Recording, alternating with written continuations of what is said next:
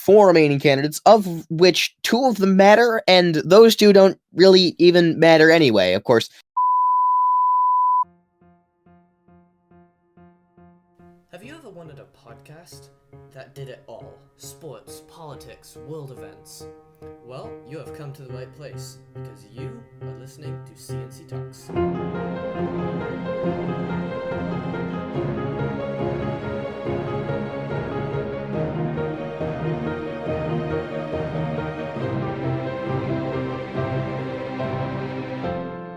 Hello, I'm Colin. And I'm Charlie. And welcome to the C&C Talks podcast, episode 39 of season 2. And Charlie, it's been a minute. It has. Just a reminder, we release every week, and we talk about politics, world events, and sports. It is currently Monday, December 11th, 2023, at about 7:15 p.m. Pacific time.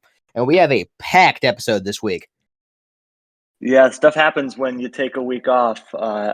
And yeah, it's a lot. And Charlie, we're going to start, as we often have this year, on Capitol Hill. And this is about George Santos, who finally has gotten expelled from Congress, Charlie. I mean, I am happy about that, but the fact that it took this long is inexcusable. A man that has lied about pretty much everything. He's lied about things that he doesn't even need to lie about. So, good that he's gone. This will be an interesting race with the special election that they will have to do.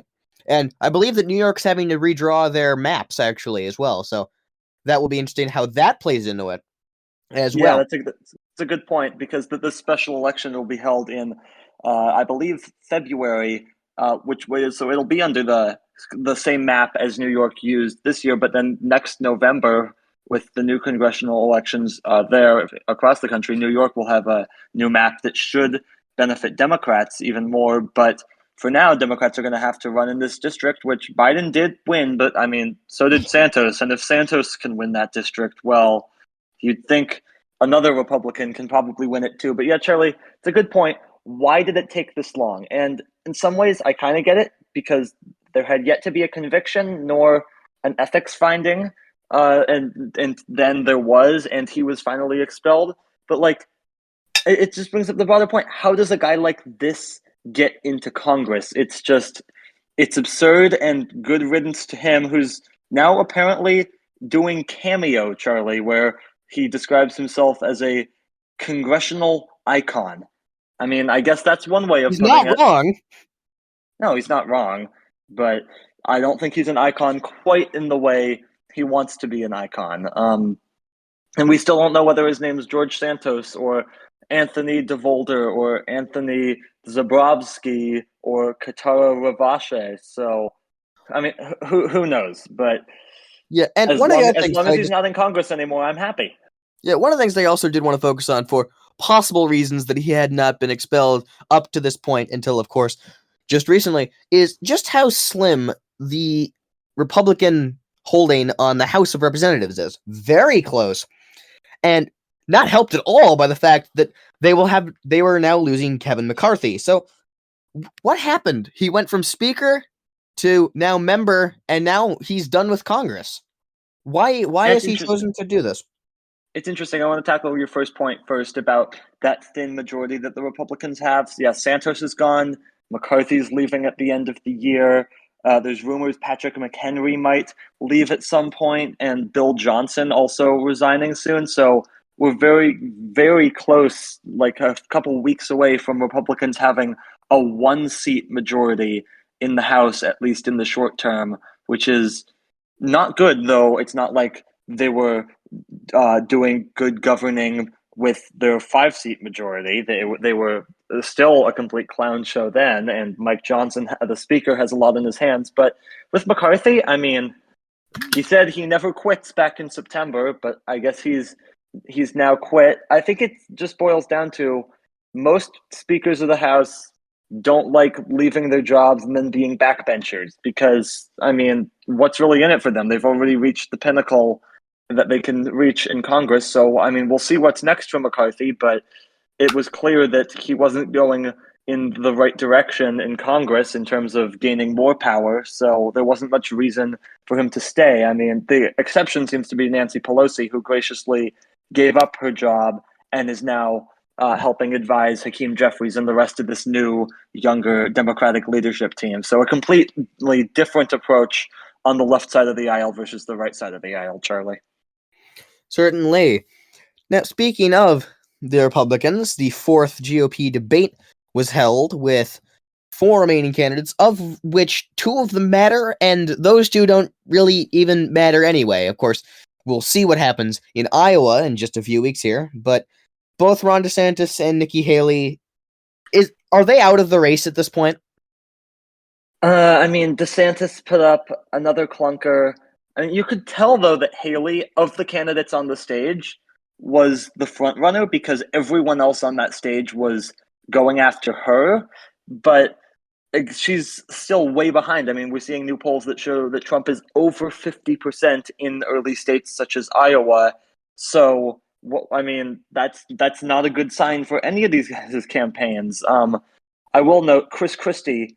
This is really the first debate where I truly thought he made an impression. He absolutely slammed Vivek Ramaswamy time after time, who's now kind of become the favorite punching bag of everybody else on that stage because, well, he's an easy target as he just keeps acting like a jerk. And I mean, Nikki Haley called him scum at the last debate, or maybe it was two debates ago. I'm not gonna say she's wrong. Yeah, just I don't understand what Ramaswamy is trying to get at, but I think the real question of these debates is, do they matter? No, Because of course they don't. in my opinion, I don't think they do. I think the only way that they would matter whatsoever is if Trump gets jailed for his multitude of crimes that he's committed. We'll see those trials, of course, coming up next year.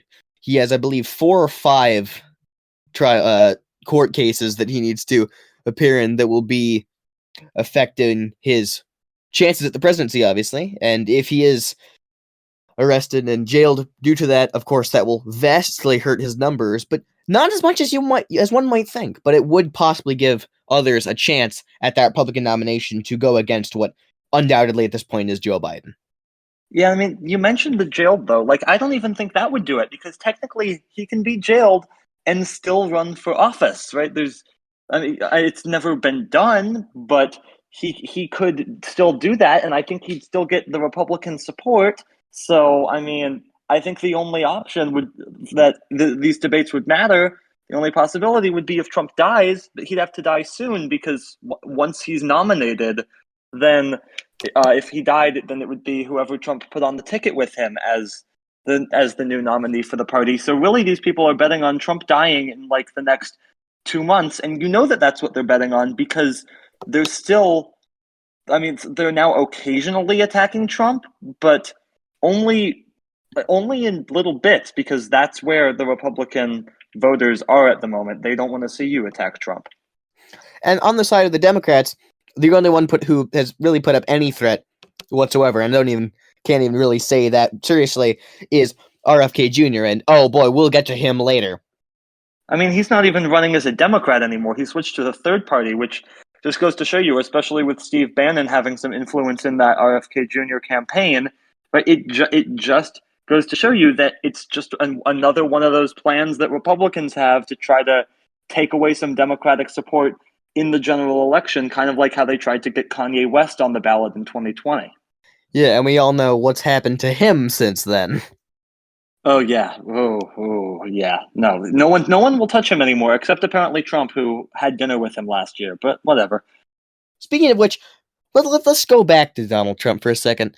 Let's discuss his recent comments that border on dictatorial rhetoric.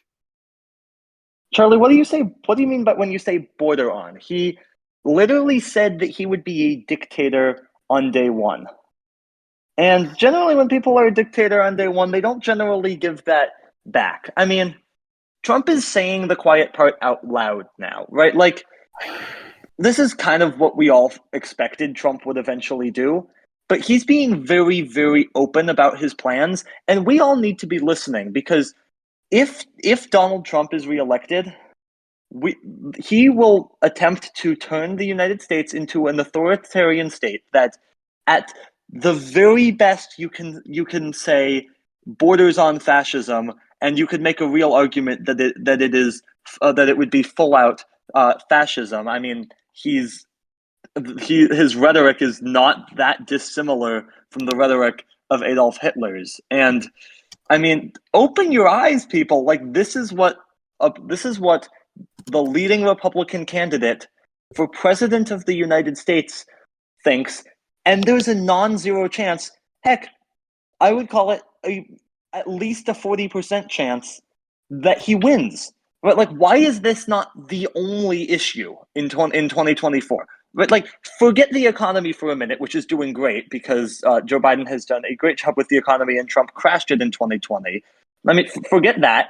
Forget any other issue for a minute. Joe Biden believes in the Constitution, and Donald Trump has previously called for suspending it.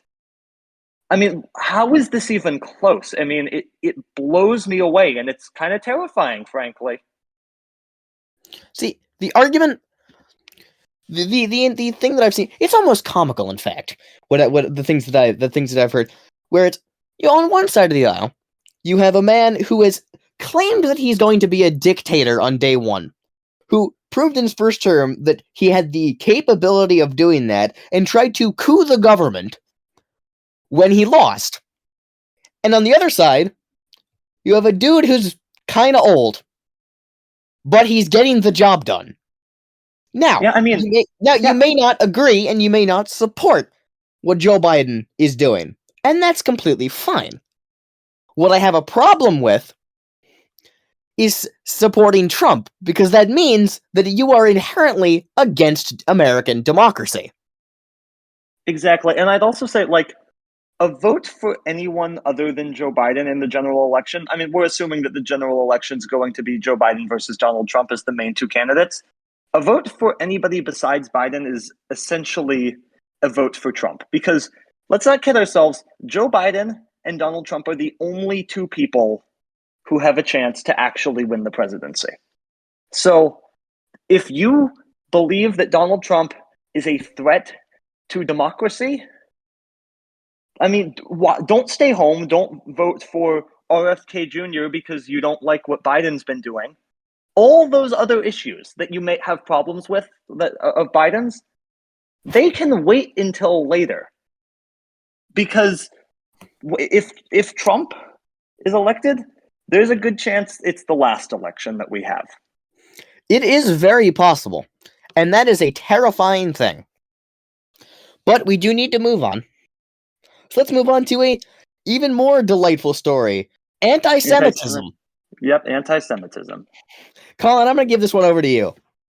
Yeah, it's running rampant throughout the country. Lots of pro-Palestinian protests, I guess you could call them, except I don't even think pro-Palestinian is really the right word. They're just flat out anti-Semitic.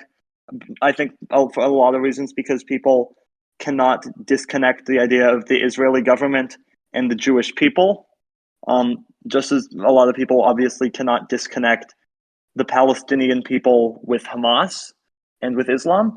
But so there's been a lot of, I guess you can call them, protests, including on college campuses. And so Congress hauled the presidents of MIT, University of Pennsylvania, and Harvard in to testify before them last week. And Elise Stefanik did some questioning. And Charlie, to say the least, their answers were not satisfactory. No, when you're being asked about genocide and you start asking about context, it's never good. No, it's not. I don't understand how they thought that would be an acceptable answer. No, it's not. And as a result, the president of the University of Pennsylvania has resigned. However, I do think that all of this outrage from Stefanik about their answers is a bit ironic, given that she strongly supports Donald Trump, who, let's remember, had dinner last year with Kanye West and Nick Fuentes. Yeah, not coming from the most non-biased source. But, of course, now we've seen anti-Semitism rising on both sides. Yes, we have, and I think it could prove to be a big problem for Democrats. I think a lot of people are angry about Biden's response to the Israeli-Palestinian crisis. Even though I could make a pretty strong argument that Biden is the most pro-Palestine president in U.S. history, but a lot of people are still not satisfied with how he has handled things. That's their right, but again, staying home isn't an option when it comes to election day. Absolutely not. But we do have a significant death to talk about. A not very liked man, Henry Kissinger, a man who shaped history, certainly in the Cold War, has died at 100. Colin, I'll give this one over to you again, because I know you certainly have some thoughts. Yeah, here in the U.S., Henry Kissinger is regarded as a very, very controversial figure because of some decisions that he made regarding foreign policy, and that's all well and good. But then if you go to a country like Cambodia, or any of the other countries that Henry Kissinger's actions affected, he's not controversial. He's the villain of the story. And we need to stop talking about this guy as if he was a good guy. He created violence in country after country. He indirectly caused the deaths of millions of civilians, and his legacy just should not be a positive one. And I believe that in the end, history will reflect that. Yeah, so just for those who don't know, what exactly did he do? What did he affect? And what are the lasting impacts of the decisions that he made? Yeah, I mean, his foreign policy was essentially violence is good. Specifically, let's bomb the heck out of civilians. And this was particularly, by the way, in Vietnam during the Vietnam War. Yes, during the Vietnam War, and these countries, especially Cambodia, are still feeling the effects of that to this very day. Another significant event that he helped in was not basically stating that the U.S. shouldn't do anything about Pinochet, who was the brutal dictator of Chile in the later half of the 20th century. Yeah, correct. A very, very complicated legacy here, but very hated everywhere else, and justifiably so.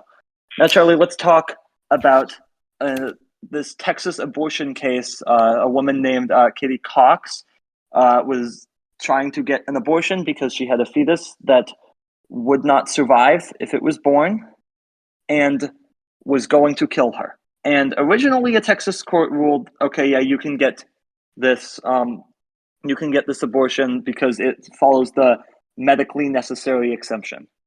But then the state, led by Texas Attorney General Ken Paxton, appealed this, said that under this vigilante law, civilians should sue her and her husband and her doctor. And the Texas Supreme Court at first temporarily halted her from getting an abortion, costing precious time, and then eventually ruled that she could not get an abortion. She ended up, thankfully, being able to get out of state to get this medically necessary abortion that was going to kill her.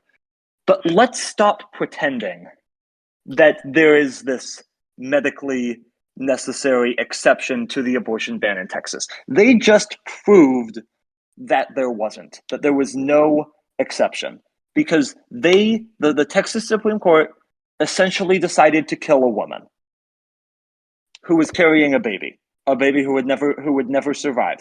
So let's stop describing these people as pro-life, because in reality, they're just trying to control a woman's body, and that's the end of the story. Man, this politics session just keeps getting better and better, doesn't it? I mean, we're talking about some pretty horrific stuff here, Charlie. It is horrifying, some of the stuff going on in this country at the moment. Speaking of which, Elon Musk is at it again now that Alex Jones has been allowed back on X. Alex Jones, the conspiracy theorist that got banned in 2020, I believe it was 2020, it might have been 2019, is back. Yep. What are we doing? Yeah, I mean, he's already been in a Twitter space or whatever they call it now with Musk, Andrew Tate, and Vivek Ramaswamy, who Ramaswamy made the unfortunate decision to not mute himself while he was urinating. So millions of people heard that, which was fun. But Musk's statement on this was essentially, I don't agree with what Alex Jones says, but I think that he has a right to say it. Okay, fine, but he's been found liable for over $1 billion in defamation because of some of the things that he has said. Free speech is not unlimited, and and Elon Musk is, well, in some cases treating it like it is, except then he suspends everyone who makes fun of him on Twitter. So yeah, this tells you all you need to know about who Elon Musk is he's willing to hop on a Twitter space with Alex Jones. Move on to another tragic death. This was Sandra Day O'Connor, the former Supreme Court justice who actually, Charlie, resigned several years ago due to, I believe, the failing health of her husband. She retired from her role on the Supreme Court, something that we do not see very often. And the first female justice on the Supreme Court, appointed by Ronald Reagan, unfortunately now died, but her legacy does carry on, as now we've seen many other justices, or many other female justices on the Supreme Court. Yes, indeed we have. Now, moving on now to Mike Johnson. He is actually releasing the January 6th tapes. That's cool. But he's blurring the faces of the people who invaded the Capitol. Now, you may ask why that is. It's so that they can't get prosecuted by the DOJ, which is the entire point of the tapes existing and being released to the public. I mean, the DOJ can still and will subpoena the tapes, and they'll get them unblurred. But, I mean, so much for transparency. And hey, what happened to it being an inside job? Shouldn't you want the FBI agents that were doing it, wouldn't you want their faces revealed if that's what you believe, Mike? Oh, wait, no, you actually believe that it was Trump supporters because, of course, it was Trump supporters? Yeah, that's kind of what I thought. We have had a crazy couple of weeks in politics, but, RFK Jr., I said we get back to him, and we get back to him for a, rather interesting reason, because RFK Jr. has some opinions on things, some rather insane opinions. Yeah, now he's connected to Jeffrey Epstein. Yeah, that's not good. I don't think that there's many people who would willingly admit that they flew on Jeffrey Epstein's private jet, but RFK Jr. did. He was asked on Jesse Waters' Primetime on Fox News. He was given the easiest question of easy questions. A softball. I mean, it was a leading question, and he just whiffed on it. He was asked, "You never flew on Epstein's jet, did you?" Now, the easiest response would just be, "No, of course I never flew on Epstein's jet." But no, he decided to say, "Actually, I've flown on Jeffrey Epstein's jet 2 times." That's not something you want to say, but I mean, I guess he is a Kennedy, Charlie. Yeah, something's gonna happen to him, isn't it? Yeah, definitely. Real quick, wanted to mention that Hunter Biden was once again indicted by Special Prosecutor David Weiss for more tax-related charges. Seems like these are not especially serious tax crimes, but again, if he committed crimes, he should be prosecuted for them. We can debate whether if he wasn't Joe Biden's son, whether he would have been indicted for it. But the fact of the matter is, it looks like he committed crimes. He should face accountability. That was really easy to say, unlike some on the far right. Well, now the question that we have to pose about this is, how does that indictment affect Joe Biden? Or the It shouldn't. I think that the Republicans will obviously try to spin it in some way that Joe Biden is connected, and we're seeing them try to now formally open an impeachment inquiry, but it doesn't matter. It really doesn't matter. They have no evidence of Joe Biden, as we've been able to see at hearing after hearing in Congress. Yeah, they keep. I mean, the lengths that they're trying to go to take down Joe Biden. Again, if Hunter Biden has done something, and if Joe Biden has done something, they should be prosecuted for that. It's as And simple there's as evidence that. that Hunter Biden did something. There's no evidence that Joe Biden did something. Great. We settled here. I don't have to vote for Hunter Biden. No one has to vote for Hunter Biden because Hunter Biden is not running for anything. Done. All right, let's move on to our world events section now. But before we do that, we have a little announcement. After Hours is back, the little history YouTube shorts that I do every so often about historical events that are important to our current days. And I figured, due to the current conflict in the Middle East and the ideas that this could possibly tip into genocide on either side, I thought I'd look into a conflict that did eventually tip into that, and that was the Bosnian Wars at the end of the demise of Yugoslavia.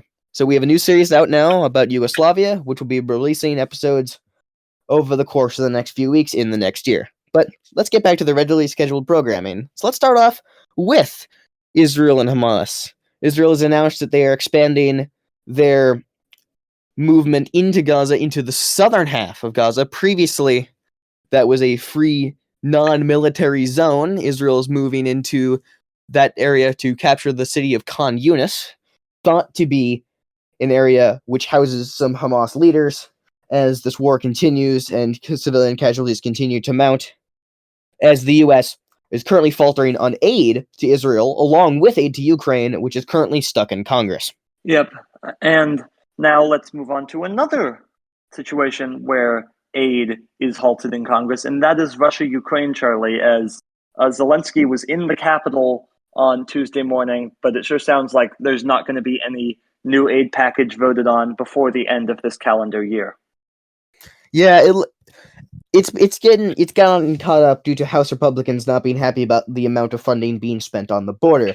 There's a $110 billion package that includes aid for Israel, that includes aid for Ukraine, the southern border, and I believe there's also some aid for Taiwan in there as well. Now, Republicans have stated that they are in favor of supporting Ukraine. However, they want more money spent on the border. So my question is, why have they not voted on a separate resolution to send aid to Ukraine while debating the situation about the border? Yeah, well, it's Republicans want this leverage, and really they just want this talking point that the Biden administration isn't doing anything about the border. I'd also challenge the notion that all Republicans want aid for Ukraine. There's some very notable examples of Republicans who do not want aid for Ukraine. See Marjorie Taylor Greene, for example. So they could pass it in two separate packages, and they probably should. If they consider these both to be good things, pass the one that you can achieve, and then work on the one that you're having trouble achieving. That's how you govern. Don't hold up a good thing. It's never good when the governing body of a nation can't figure something out. That obviously it's more complicated than what we just said, but you have to imagine that it's never good when two 17-year-olds come to a solution about something faster than a governmental body does. It's not that complicated though. Like, just pass the Ukraine aid package, which will have overwhelming support in both chambers. Then try to get a border deal done.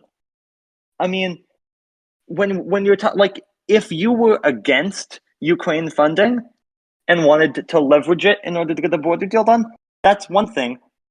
But there's enough Republican support for Ukraine aid that they're not against that. So just pass the thing that everyone's in favor of. And one more note on Russia, Charlie. In all this chaos, Alexei Navalny has gone missing from a Russian penal colony. Because, of course. Yeah, and that is interesting, because Russia has... Now, I won't call them accurate, but they do have, technically, elections, which are coming up next year. Putin has announced that he will be running again. So it is suspicious that right after the Putin announces that he is running in this essentially sham election, that his main rival, the only man that could anywhere in the universe threaten his regime from the inside, mysteriously disappears. Very, very suspicious indeed. I think it was also Jimmy Fallon that said on the Tonight Show a couple weeks ago after Putin announced these quote unquote elections. If Putin wins, he'll be serving his 5th term as Russian president. If Putin loses, he'll also be serving his 5th term as Russian president, because Putin is not going to give up power, and he's not going to lose because it's not really an election. It's not an election when the two choices are vote for Putin or go to jail. I think jail would be the friendlier of the responses. I was gonna say you just get killed. Oh yeah. That's more likely. Jail or have this drink that I made. Moving on now, we have some news from Venezuela, who passed a referendum claiming a good chunk of territory in neighboring Guyana. What's going on in South America? The same global chaos that we're seeing all over the world. I mean, this one, it is actually a more complicated situation than that. And I don't know quite the full details, but I think that it does have something to do with resources. Yeah, that is a very oil-rich region. That's the oil-rich region of Guyana. Yeah, so it is complicated, but like, do we have to start invading sovereign states? Is this just a thing that's going to define the next few years? Because I kind of feel like it is. So, seems like it. And we're in the world events section with Time Person of the Year. Who was it this year, Colin? It is Taylor Swift, Charlie. What do you think of this move by Time Magazine to profile Taylor Swift as the Person of the Year? This was an interesting move to me. Obviously, she's having a tour going on right now that is very popular. She's now broken into the world of football by dating Travis Kelce of the Kansas City Chiefs. And her influence, of course, is very big, not only in the US, but also in the world. So I understand this pick, but I also understand why some people may be questioning it. I mean, I think it's more than just the fact that she is arguably the most famous person other than Biden and Trump in the country right now. I think it's more than just that. I think it's a lot of the stuff that she has done away from music. I mean, her concerts have jump-started economies in city after city. She's been donating so much money to food banks in every city she stops in. In fact, in the Bay Area, she donated enough money to feed 500,000 people for a year. And also all of her initiatives regarding voter registration.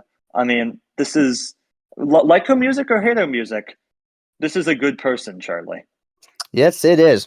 All right, I think it's time for this part of the show. It's time for Charlie's Stat of the Week. This thing, it is not necessarily a stat. It's more of a little factoid for you, our question.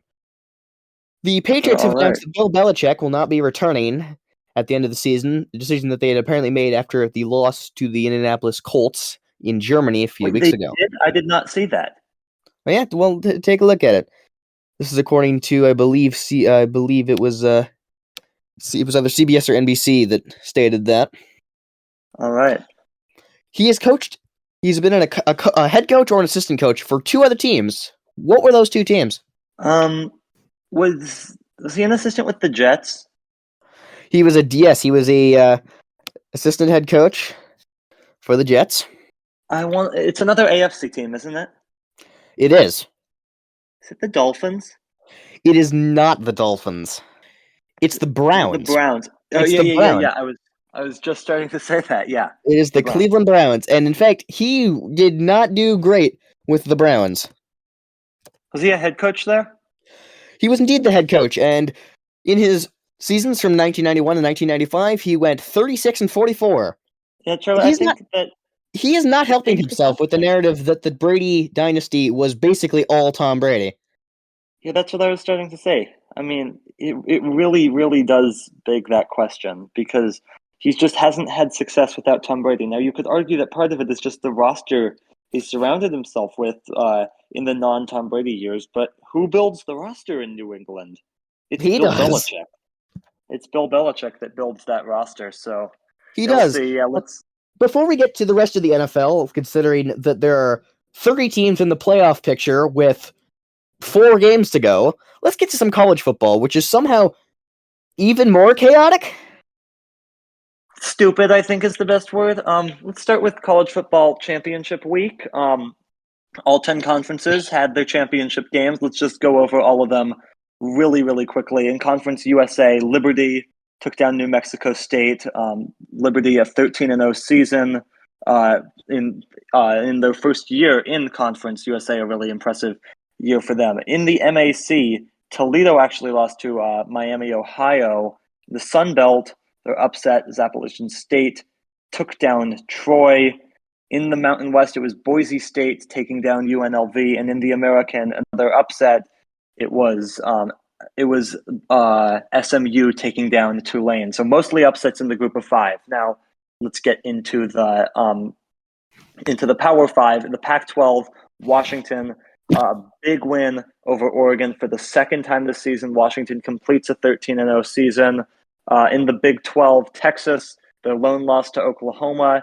They beat Oklahoma State to improve to 12-1 on the season with some pretty impressive wins. In the ACC, Florida State going undefeated following a big win over LSU without the quarterback Jordan Travis. That defense for Florida State is just dominating. In the Big Ten, no real surprise. Michigan did to Iowa, kind of what we all thought Michigan was going to do to Iowa. And the Big Ten era of East and West ends with no Big Ten West team ever winning the Big Ten championship. And then in the SEC, in what a big upset, Alabama took down number one ranked Georgia. Alabama still just with that one loss to Texas. So now, Charlie. Let's get to the four teams who made the playoffs. All right, Michigan and Washington. That makes sense. Michigan's number one. Yep. Washington's number two. You could have switched those two if you wanted to, but both those teams are solidly 1-2. I would switch those teams. I just think Washington, they have more quality wins than Michigan. They've blown out some teams. Michigan really hasn't. I think Washington is a better team than Michigan, but it's close. I don't hate the decision. Michigan and Washington, Power 5 conference champion, undefeated season. You're in automatically. So, right? Florida State's in, and the 4 seeds between Texas and Alabama, because Georgia's probably out. So they give Texas the 3 seed. Okay. So Florida State's nope, they're out of the playoffs. Because number 4 is Alabama. Did the committee get this right? You can't leave out the SEC. Did this committee get this right? This decision, Charlie, made a mockery of the entire sport of college football.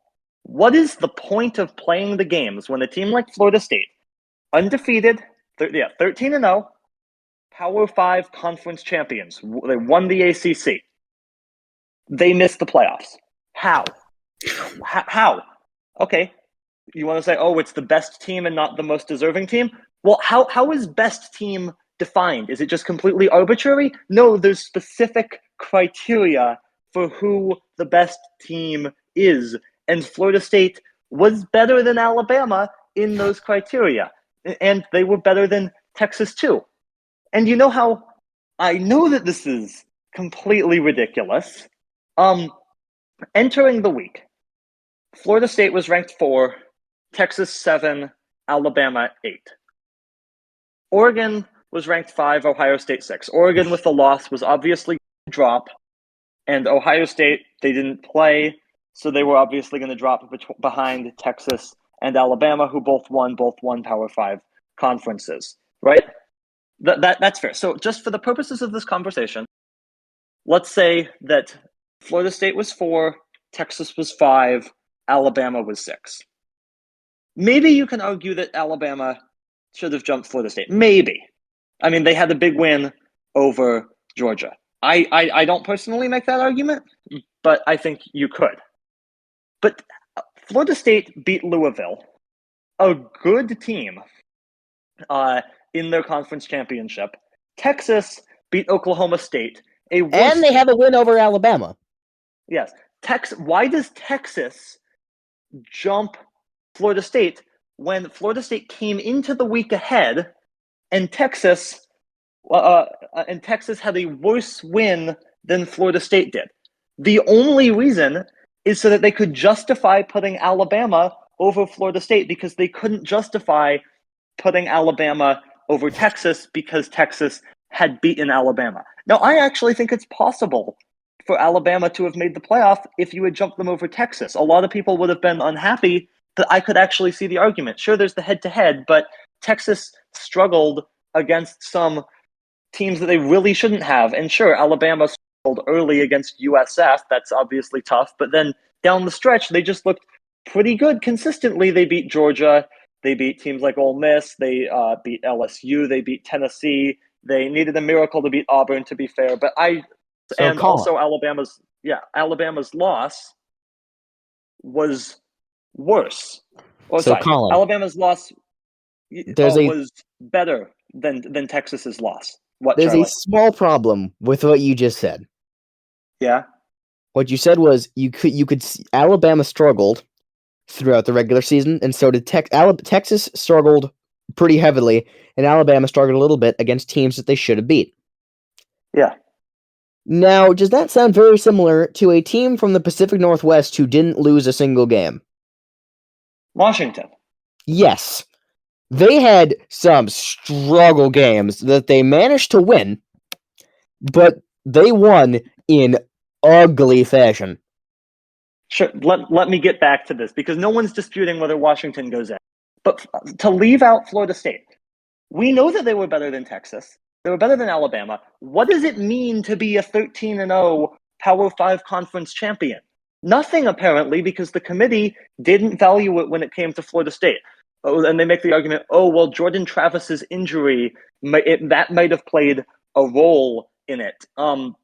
Well, first of all, your job is not about injury, about predicting what may or may not happen in the college football playoff. It's not about, who would you rather play, Florida State or Alabama? That's not what this is about. This is about choosing the 4 teams who were the best. And how do you determine the best? You look at what they did during the regular season. But now you've got a situation where you've got the quarterback of Florida State, Jordan Travis, apologizing for not getting injured earlier in the season. People could have seen that Florida State was a more complete team. And also the committee, don't give me any of this, the quarterback matters that much, because when you were interviewed on TV about why Oregon was ahead of their teams, your argument was like, Bo Nix has like a 78% completion percentage. No, you're just making stuff up. You're pulling it out of a hat, and you just wanted to get the SEC champion because, ratings. And you contradict yourselves constantly, too, because, I think it's fair that for the New Year's Six bid from the group of 5, you chose Liberty over SMU. Because SMU does have a couple of losses, but they also had a tougher schedule. Liberty had literally the easiest schedule in all of FBS. But you're just contradicting yourself at that point. Sometimes going undefeated matters. Sometimes going undefeated doesn't matter. Right? Like, what are we doing here? And it's like the games in the regular season just clearly don't matter anymore. Alabama played one out-of-conference Power 5 team. It was Texas. They lost. 0-1, Power 5 out of conference. Florida State, on the other hand, 2-0 in Power 5 out of conference against SEC teams, LSU and Florida. You can't count LSU as a big win for Alabama and not for Florida State, who won by more. What are we doing here? This is a disgrace to the sport of college football. Just clearly nothing matters anymore. The SEC is always going to get picked for no apparent reason. It doesn't matter that they've won the championship the last several years. This is a new season. This is a different season than the past years. Past years don't count. That's why you left Georgia out of the playoff. So the solution to this is you go to 12 teams and you find new creative ways to screw teams out of the playoffs. Anyway, let's move on from that, because here's another question for you surrounding college football. Did they get the Heisman right? I think so. The finalists were Jaden Daniels, Bo Nix, Michael Penix Jr., Marvin Harrison. Jaden Daniels ended up winning, Penix in second, Nix in third, Harrison fourth. Of the 3 quarterbacks there, and everyone but Harrison, I think you could make a fair argument for all 3 of those. I think could make an argument for Harrison too, but I didn't think he was going to win. I think you could make an argument for either Daniels or Penix, though Nix's argument, I think, would have to be heavily influenced by the fact that he lost twice to Washington, and Washington's the only conference champion, the only undefeated team, the going to the college football playoffs. I think it was between Penix and Daniels. I think it could have gone either way, but I will say I think whichever one was the quarterback for LSU was going to win that award, and that's what ended up happening. Yeah, let's move on from college football because that was a ride. Let's get to some somehow bigger news. Shohei Ohtani has made his decision. He stays in LA. Now is a Dodger. 10 years, $700 million. It's a lot of money, Charlie. It's a lot. Not for the next few years, it isn't, because the Dodgers have deferred $680 million, meaning that he gets paid basically nothing for the next 9 years. Next 10 years. Next 10 years, I'm sorry. They're going to be paying him until 2034. How are they allowed to do this?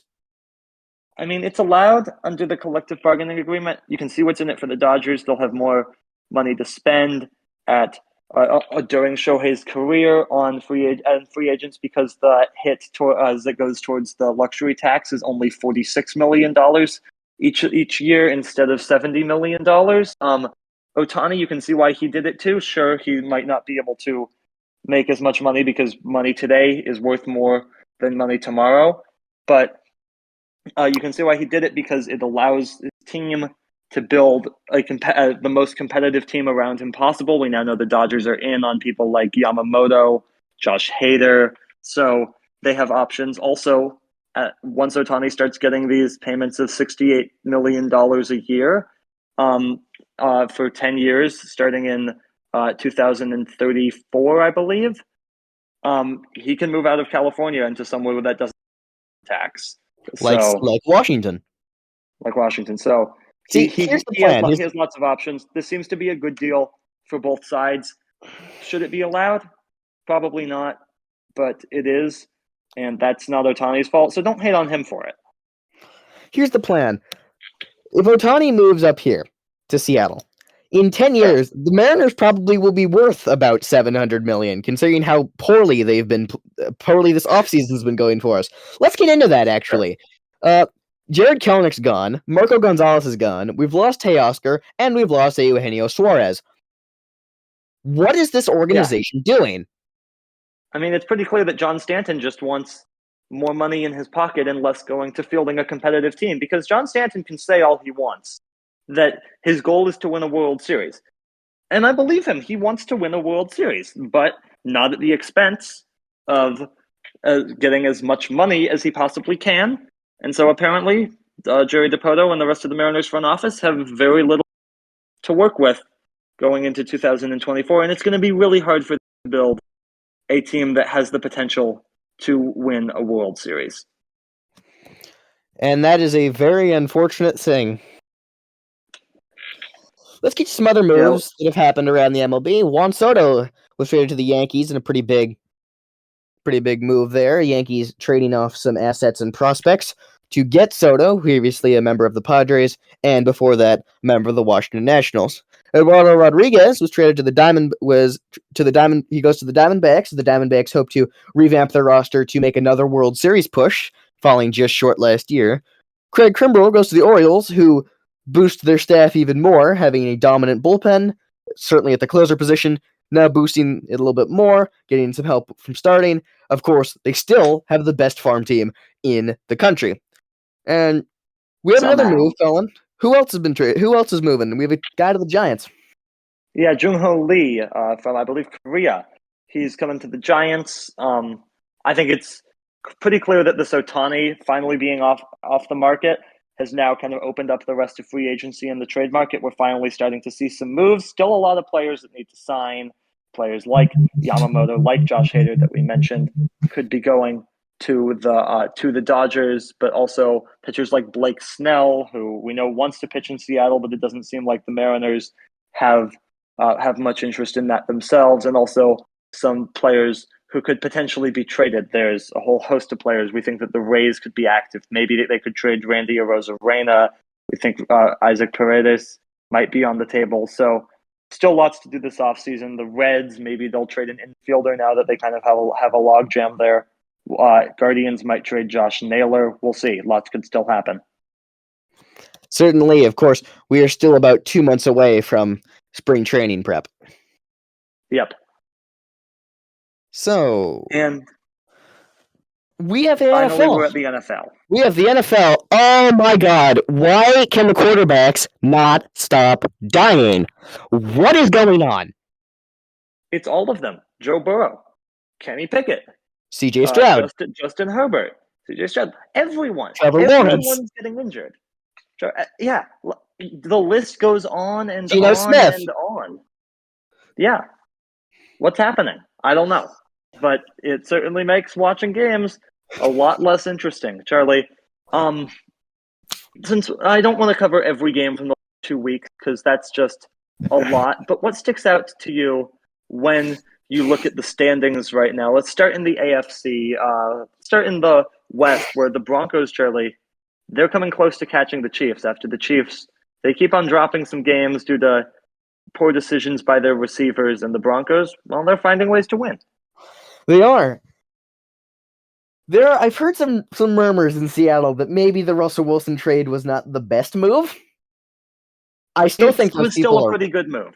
I think those people are wrong, personally. But yeah, Broncos are making a run, and they could be dangerous. Wilson has been playing pretty good. The defense that allowed 70 points is all of a sudden playing really well.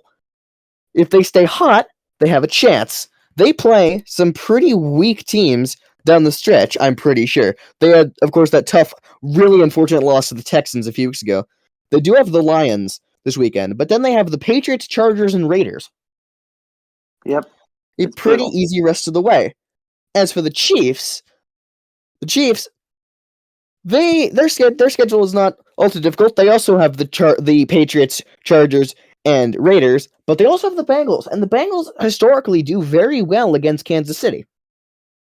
Yes, they do, but and I can also see Kansas City, the way they're playing, they could drop a game to Las Vegas. They could drop a game for some reason to Bailey Zappi if they wanted to. That would be pretty funny, actually.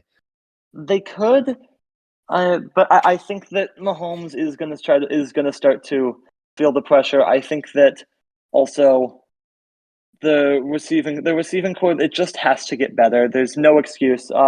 Would like to mention, Charlie, that penalty on Kadarius Toney, the offensive offsides call that negated that incredible touchdown at the end of that game. That was not. It was offsides, but in that position time after time during the game, and there's been no warning from the official. Then why are you calling it on the most important play of the game? That's not something that you can call unless it's been called before, and it really hasn't been. Now, I get that the Chiefs, they keep getting a lot of favorable calls, but that does not mean that we shouldn't when a brutal call goes against them. Yeah, absolutely. But one of the things I did want to focus on is what Patrick Mahomes did after the game was unacceptable. Oh, absolutely. It was just pure. For those who don't know, after the game, he went over and just complained to Josh Allen. It's not cool. It's not what a decent human does. They accept their loss. They congratulate the other team. They realize, sure, maybe I was screwed a little bit, but stuff happens. Life isn't fair. And I'm just going to quickly run through the NFC because I think I can do it pretty quickly. The Cowboys are pretty good. Go ahead. The 49ers might be unstoppable. The Eagles are starting to fall apart a little bit and might lose their division. And then the Lions are starting to be questionable because they lost to the Bears. And everyone else is either mediocre or bad. Yep. That's pretty much it. That's pretty much the NFC. The NFC South is terrible. A three-way tie at 6-7. and then one team at 1-12. It's not good. The funniest thing is that the 1-12 team doesn't even have a first round pick. Yeah, because they traded it to the Bears. Yeah, The let's get Bears, to the Bears though have actually been okay. They have 5 wins. They're 5-8. That's not all too common for them. Back to the AFC real quick. Charlie, the Colts could actually make a run at the Jaguars. They're only a game up. They're only a game back on the Jaguars. So are the Texans. And then in the AFC North, it's the Ravens' division to lose. We all know that. And then, yeah, we've mentioned the Patriots a little bit. the The East is Bills, strange. The East I was is really encouraged strange. by the win. The Dolphins, though, the Dolphins are a very flawed team, and I have some major concerns because they have yet to win a big game, and they just lost to a Tennessee team that you really shouldn't be losing to, and you lost in horrific fashion, the type of fashion that could just it could boil over. Yeah, let's get to our fantasy game that we've been playing this year. We're running out of time in the regular season. How does the lead stand? You're winning, unfortunately, by kind of a lot too. You are currently up 107 to 101. Again, 157 is the magic number. So Charlie, you're only 50 points off of that as we come down the stretch, but the playoffs they matter a lot. I won't necessarily say it's weighted fully towards the playoffs over the regular season, but each individual playoff game counts more than the regular season does. That's for sure. It certainly does. We have some games on Saturday. We have a couple games on Saturday next week. Looking at the rest of the regular season games, this is going to be a close battle the rest of this regular season, and it's going to be a great run into the playoffs. For those who are just tuning into this and aren't exactly sure what this is, both Colin and I drafted 16 of the 32 teams, so half the league. You get a point for a win, points if your team makes the playoffs, points for playoff wins, and points if your team makes a conference championship, wins a conference championship, or makes the Super Bowl and wins the Super Bowl. So first one to 157 wins. Winner gets to make the loser a sandwich that they have to take one bite containing all the components of. Depending on how well that not goes, going to taste good. Depending on how that goes, we'll see. We might do it again next year. We might bring in a couple more of our team next year, and we might do it for baseball season. So we'll see. Yeah. Anyway, I think that'll do it for us, Colin. Yeah, I have one more question for you, which is looking at the rest of the NFL regular season. How do you like how they're scheduling it now? Because there's so many nationally televised games over the next few weeks. You mentioned, in addition to Thursday night, Sunday night, Monday night, next week there's 3 Saturday games. In week 16, they've got a couple Saturday games, one of which is on Peacock, and then a triple header on Christmas, which is Monday. Week 17, there's actually no Monday night game, but there is a Saturday night game, and because Monday night features the college football playoff. And then week 18, you've got obviously no Monday night or Thursday night, but you've got 2 Saturday games. What are your thoughts on how you scheduled that?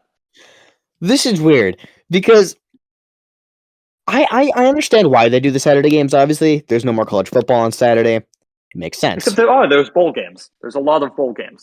There is a lot of bowl games, but I think NFL games do better than a good chunk of games. Like, I don't really care about. I would rather watch the Lions play the Packers than I would watch Fresno State play Arizona, for example. But you mean you don't want to watch the famous Idaho Potato Bowl? I mean, come on, it's iconic. Yeah, no thanks. But All right. yeah, so this scheduling is interesting. I see why they're doing it. I don't like that they're putting games on Peacock because there's a playoff game on Peacock. Yeah. Does anybody actually have Peacock? I don't know. I doubt it. They better be offering a free trial. That's all I'm going to say. Oh, they better. I can't wait for the Super Bowl on Disney Plus in 2 years. Yeah, I mean, I think that it's fair to embrace streaming in the way that the NFL has, because they do say streaming is the future. But at the same time, like, it's not working for a lot of people. You're like, the amount of angry people that you're going to have just so that some companies can make a bit more money is ridiculous. Absolutely. But I think that'll do it for us, Colin. Yes, it will. Thanks for listening, everybody. Make sure that you subscribe to the C&C Talks podcast. Episodes coming out every week, wherever you listen to podcasts. Next week is our season finale, so make sure that you tune into that as we're going to recap the entire year of 2023. So make sure you give that a listen when it comes out next week, and visit our website, cctalks.com, which has everything you need to know about the show. And call us with your questions, 360-389-2630. Again, that's 360-389-2630. We'd love to get some more, and we'll answer them on the show. And you can follow us on Twitter at C&C Talks Podcast, and you can follow Charlie at C&C Talks Charlie. We also now have a Discord server. You can join that at cctalks.com/Discord. All of that information is in the description below. For our producer Morris, production designer Zack, and our sound designer Drake, I'm Colin. And I'm Charlie. We will see you next week.